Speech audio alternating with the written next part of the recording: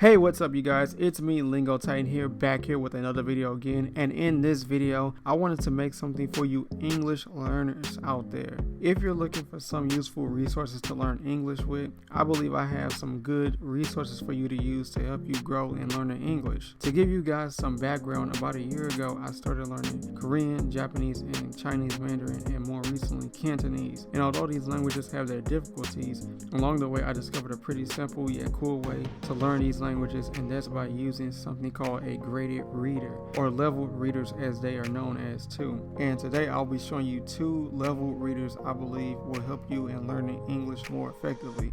Okay, so let's get to the first graded reader. The first graded reader is the website Storybooks Canada. It has a lot, and when I say a lot, it has a buttload of books to read from in a whole bunch of different languages other than English. Like, for example, it has Swahili, Urdu, Bengali, Persian, Korean, Chinese, Japanese. And the reason why I say this beforehand is that Storybooks Canada, I feel like, is a good place to start if you're learning another language. I believe that the rate at which certain words show up more than others helps me to remember certain phrases or line of text in the stories. It also helps me to remember the stories itself. And I believe that those are two helpful things that I get from reading these stories. And also, I want to give you guys a tip on like how I use Storybooks Canada to learn other languages. Usually I'll play the audio when I'm trying to like practice or like study. So when audio is playing, I'll try to read along with the audio by reading the text and see how much, or to see how fast I can read compared to the audio. So that's a little thing I do to like try to like make it a competition, to make the reading more fun and like to make it more engaging for me.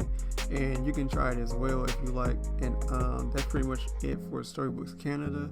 And lastly, you guys, the other resource I wanted to show y'all in this video is the Wawayaya app. And I also want to say this beforehand, is that the app is like $9 a month, or not like, but the app is $9 a month, and it's also mostly in Chinese. I know there's like an English version of the app too that you can use, but the Chinese version of the app, in my opinion, it has a lot more books that you can pull from to read, and I feel like that's a lot more, I don't know, to me, I feel like I would like prefer that rather than the English version of the app. And going into the features, there's one feature that I wanted to point out to y'all, is that when you're using the app and like reading the stories, if you look at the top right of the screen, there's an EN logo. If you tap on it, you can make the English characters disappear. So if you're reading a story that's got English and Chinese translations on it, it has the Chinese characters and the English words on it, you can click the EN logo at the top right corner to make the English disappear. And if you, I guess like if you read the story well enough to understand the characters,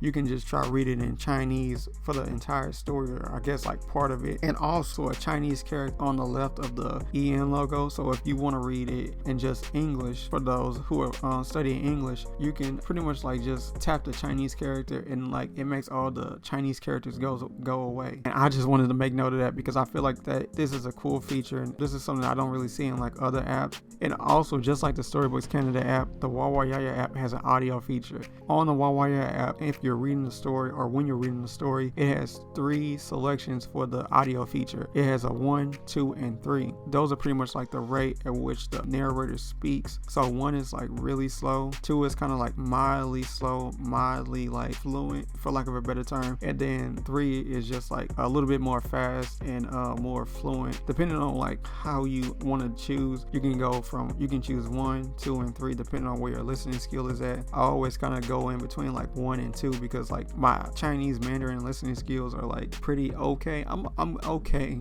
at like listening to Chinese Mandarin, but I still like listening to that easy, slower narration of the stories because it helps me to recognize the sounds or pick up on them more easily. I also wanted to say that I think out of the 2 level readers that I've shown you guys today, that the Wawayaya app has like the greatest potential to be one of the best language learning apps in my opinion. I don't know, I guess it's just me. I feel like if you implemented more languages to learn from, it'd be easier to learn languages like Korean, because like I'm studying Korean as well, and like Korean is just too hard. Korean is like really freaking hard, and I wish there was an app just like this for Korean, like the Wawayaya app. If the Wawayaya app had a Korean equivalent, dude, I would be so happy.